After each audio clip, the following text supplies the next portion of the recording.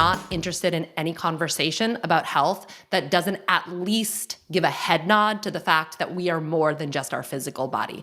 The science has caught up. It's official. It's all caught up with what ancient wisdom has been talking about forever, which is that they're all interconnected, right? The mind and the body are one. I like one of my sheroes is Candace Pert, and she was like a trailblazer, like back in the day. She was a female scientist. She was coming up with like these brand new ideas.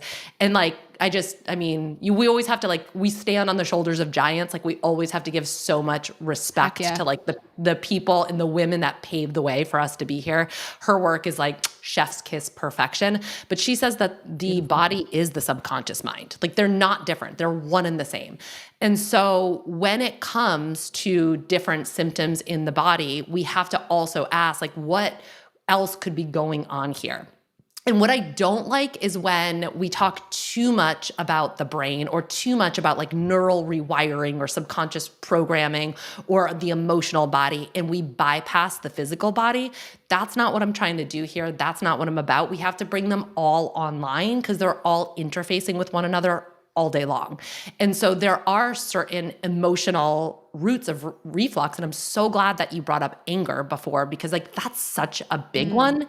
And this is all contextual too. Like if you like crush a 30 rack and like eat a Domino's pizza at 2 a.m. and you fall asleep and you have heartburn. What's a 30 rack? For real? What is is it beer? It's beer. It's like, did we have different college experiences, Michelle? Yeah, it's I don't know. It's I was like not well. I don't know.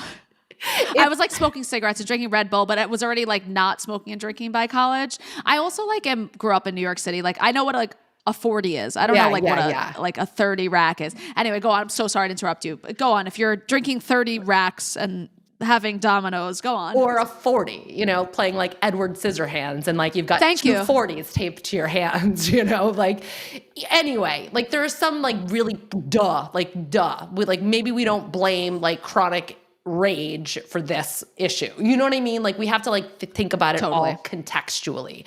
But I'm always asking people, especially if they're coming with like a long-standing history of something, when did the symptoms begin and like what was going on at that time? Not just in the physical body, but like in your world, in your life.